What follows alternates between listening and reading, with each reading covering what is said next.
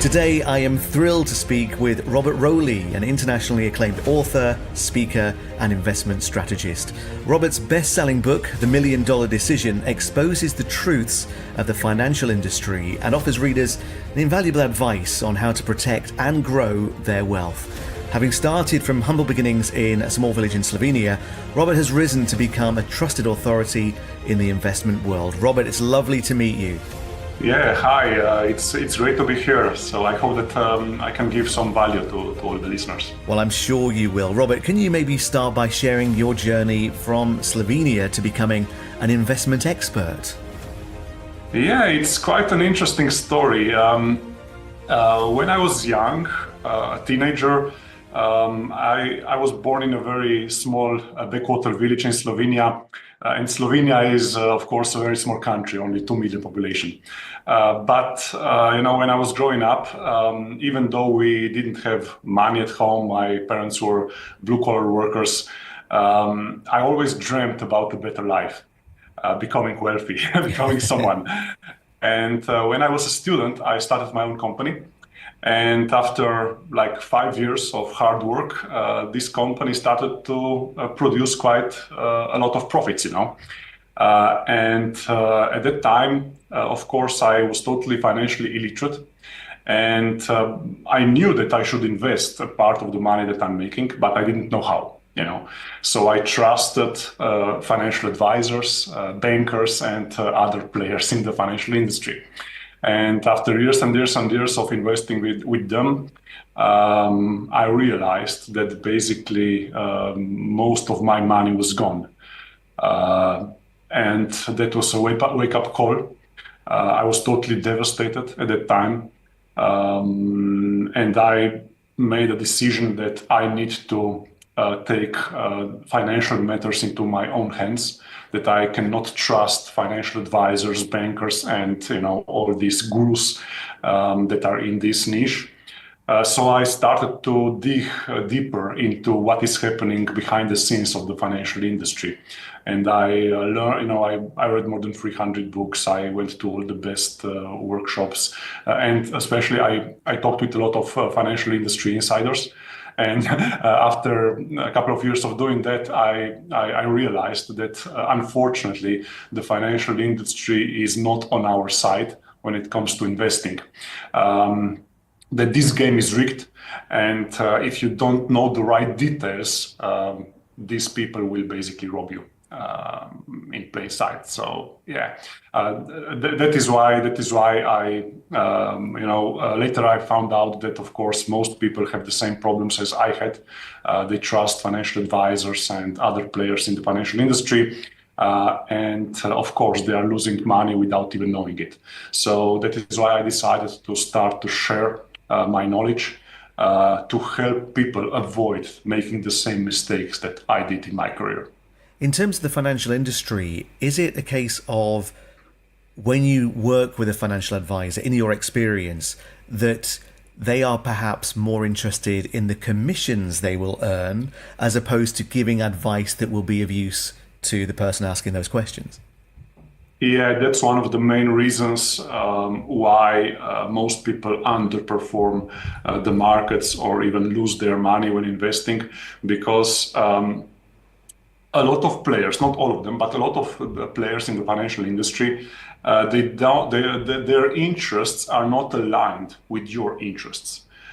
For example, if you are a financial advisor or if you run a fund or whatever, you are charging certain management fees, and these fees, of course, even if they are very small, like 1% or 1.5%, investors think that these fees are small, but in reality, when it comes to the long-term effect of these fees can be devastating for your returns.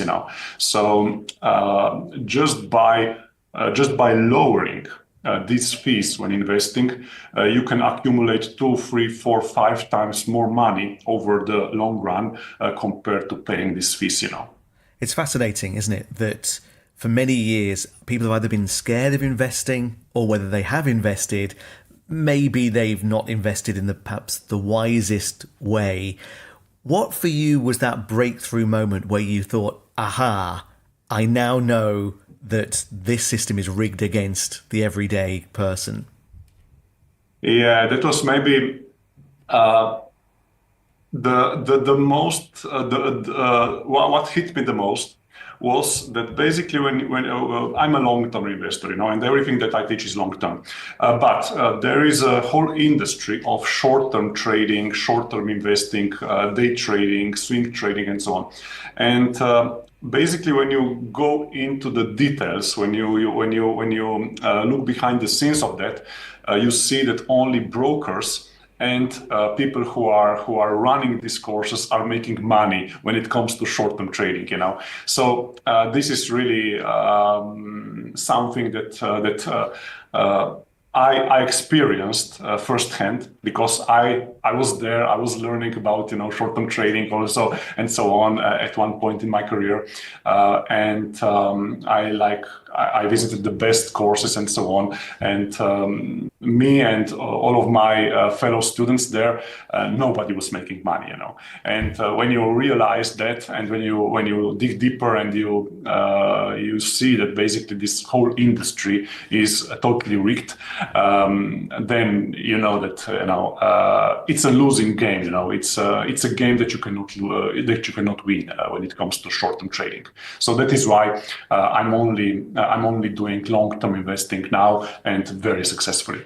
Do you think it's a little bit more like a casino for many people? They're gambling with their money when they go for financial advice. And what has been the reaction from the industry towards you, Robert, since you started to maybe pull back the curtain and show that things perhaps aren't always as they seem? Yeah, of course, a lot of these experts, who are in the short-term trading space don't like me, of course, but that comes with with everything that I do, so I cannot avoid it. The casino analogy is a very good analogy. But when it comes to short-term trading, it's even worse than going to casino. So there are certain studies that show that that much less people who conduct short-term trading are successful compared to going to casino. So basically, and if you draw the line, it's much more profitable for you if you just regularly go to casino compared to short-term trading, And we all know that that going to casino, you will lose money mathematically. All the casinos know that.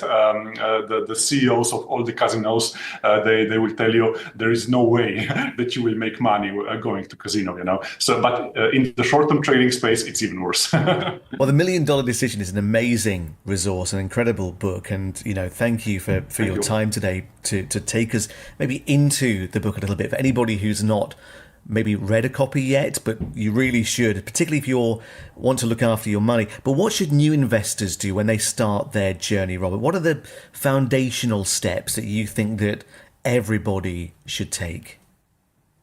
So the first thing, of course, is to become financially literate, to understand what is investing, what are the financial assets that you can invest in, to understand what is the difference between high fee products and low fee products.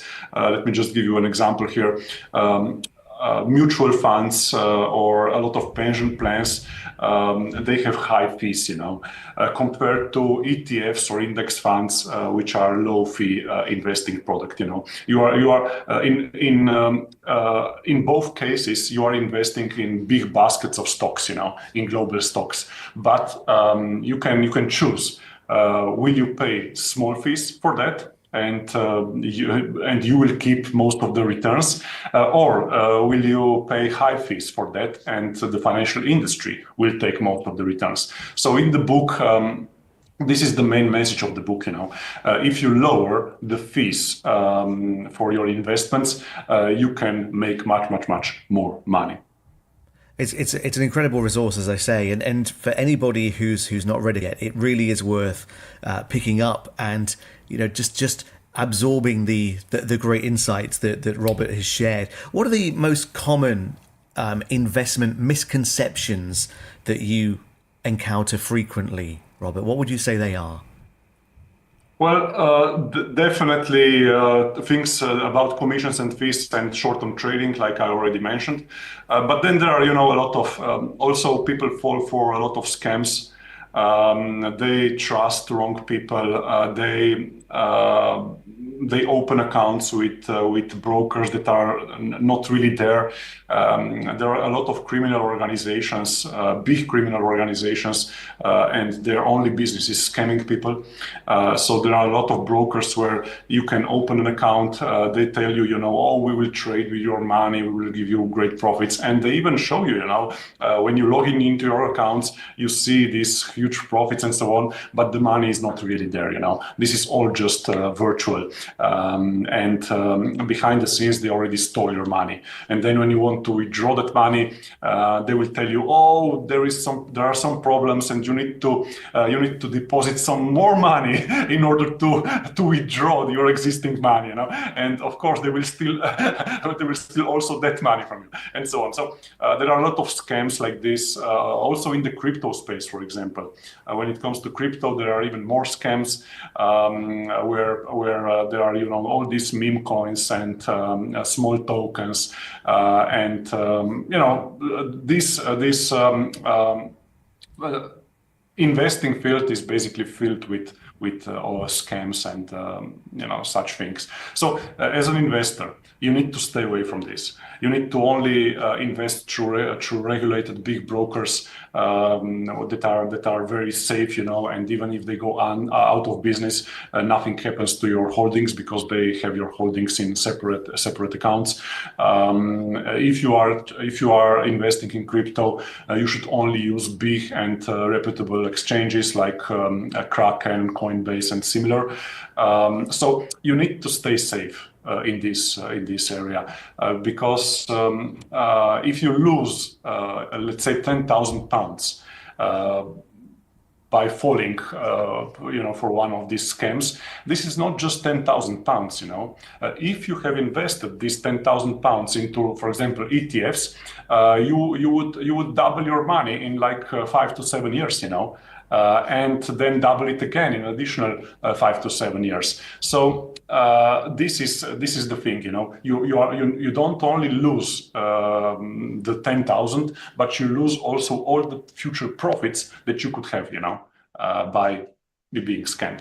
Of course, and just for anybody who's not aware of what an ETF is, could you maybe just explain a little bit about that? Yeah, good question. So when it comes to investing in the stock market historically has been the most profitable way or asset class to invest in. Okay, much more profitable than real estate, than gold, than bonds, and so on. So when it comes to investing in stocks, there are different stock funds that you can invest in, and stock fund means simply a basket of stocks. You don't want to invest in individual stocks because each individual stock, like Apple or Amazon or Tesla, they can go out of business, or they can go down. So it's very risky to invest in just a couple of individual stocks. And that is why most investors invest in large baskets of stocks, where you invest at one time, you invest in like 500 stocks. And these are funds. But then there are different types of funds. And ETFs or exchange traded funds, these are low-cost funds. Okay, they have the lowest possible commissions and fees, and these commissions and fees are like 10 to 20 times lower compared to, for example, mutual funds. So, and over the long run, this has an enormous effect on your investment returns. So by just comparing, so if I just summarize, if you invest in ETFs or index funds or checker funds, this is the same thing. You basically lower the commissions and fees that you are paying to a minimum, and this helps you to accumulate the maximum amount of money over the long run, because you will not pay these high management fees to the financial industry. What is interesting, Robert, as well, is the fact that a lot of people almost abdicate the responsibility towards money to an independent financial advisor. But what they will do is they'll take control of the smaller things, like, their internet charge. Yeah. Every month it is a certain rate, and then at the end of a period it will increase, and people just either take that on the chin or they'll try and negotiate that. I know a lot of people are perhaps a little bit concerned about investing because they could lose everything. How can you mitigate some of those, those risks? Yeah, this is a very good question, and the answer is very simple. Right now, if you are not investing, if you keep your money under the mattress or in your bank, the inflation will definitely eat away quite a lot of your purchasing power over time. So, for example, in the last 10 years, our currency lost approximately 25 to 40% of its purchasing power. So this means that if you keep your money under the mattress, you are losing money every single day. You are losing purchasing power every single day. And the only thing that you can do to preserve your purchasing power is to invest in the right assets, And stocks will go up and down. Okay, definitely. Stocks will go up and down. But if you are a long-term investor and if you are investing with a time horizon of at least 10 years, there has never been a 10-year period in our history where stocks would go down over that period of time. So yeah, of course, if the aliens invade tomorrow, the stock market will go down. If the asteroid hits the Earth, the stock market will go down. If the financial system crumbles, the stock market will go down. Of course, but you need to be realistic about these things, and you need to understand that only optimists are making money in the investing world. Doomsayers are always, on the sidelines, are never investing. But the cost of this over the last 10 or 15 years was that you lost out on like 300 or 400% returns. So if you were in stocks, if you were consistently investing in the stock market in low-cost ETFs, for example, you would have made like 300% return on your money. But if you were on the sidelines, your money would basically just be devaluated through inflation. So yeah, this is something that you need to understand. So the advice is to get your money out from under the mattress, I guess. Yeah, so it's okay to have money under the mattress for like a couple of months or maybe up to 1 year, but longer than that, it's very risky. It used to be in the old times where there was no inflation, it was like investing was risky. But now, because of this inflation and money printing and so on, now not investing is riskier. Oh, yeah. I mean, it's amazing. I mean, as you touch on in the book itself, you need to have the confidence to move forward. The book helps give you that confidence. For anybody who is listening to this, Robert, who wants to get into investing but doesn't know where to start, what would you say to them? Well, of course, you can use quite a lot of online resources. You can ask ChatGPT. You can also read a couple of books like mine or some other books. I also run a free webinar on my website constantly for investors who want to learn about these commissions and fees and stuff like this. It's totally free of charge. So yeah, there are a lot of learning resources, and today you just need to understand that you need to learn these things. If you don't learn these things, you will always just lose money, or you will give your money to the financial industry because the lack of knowledge. And an investment account, I mean, these days there are so many apps and websites you can go to set up a trading account. Yeah. Do you have a favorite? Yeah, so there are a lot of the most important thing is that you need to use regulated brokers. Okay, so and these are, for example, you have AJ Bell, you invest in the UK, you have Interactive Brokers, you have Vanguard. You have Revolut, for example, also allows you to buy index funds. There are a lot of these brokers, you know. Maybe just if you go to ChatGPT or Google, just enter regulated brokers in the UK or regulated or best UK stock brokers, and you will find a good selection. So because there are a lot of them that are really good. Excellent. And you touched on ChatGPT. Do you think AI and the blockchain is going to disrupt the investment industry? Do you think it's going to be a new world, a new way of working? Well, no, because you know, investing is all about psychology.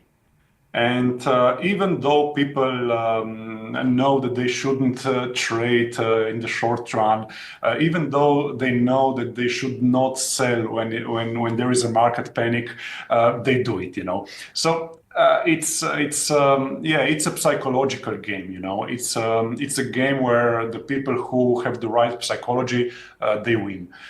So yeah, the technology, artificial intelligence, and so on, they can, of course, give you some guidelines, and they can select good funds for you, and so on. But in the end, it comes to human psychology, you know. So yeah, it has always been like this, and it will always be like this. I understand. And you've been investing yourself, Robert, for a number of years now. How long ago is it when you started? You know, and how have you seen it evolve over that time? So yeah, I started investing on my own, like after 2010. But then in 2012, I started to run my investing program, and I started to accept members in 2012. So that was the time period when I started. Yeah. So the last like 12 or 13 years or so. Yeah, yeah. And obviously, you know, you mentioned your webinar that people can come to and watch for free, so they can find out more about you. They can also, of course, pick up a copy of the book. But where should we go to find the details of your webinar?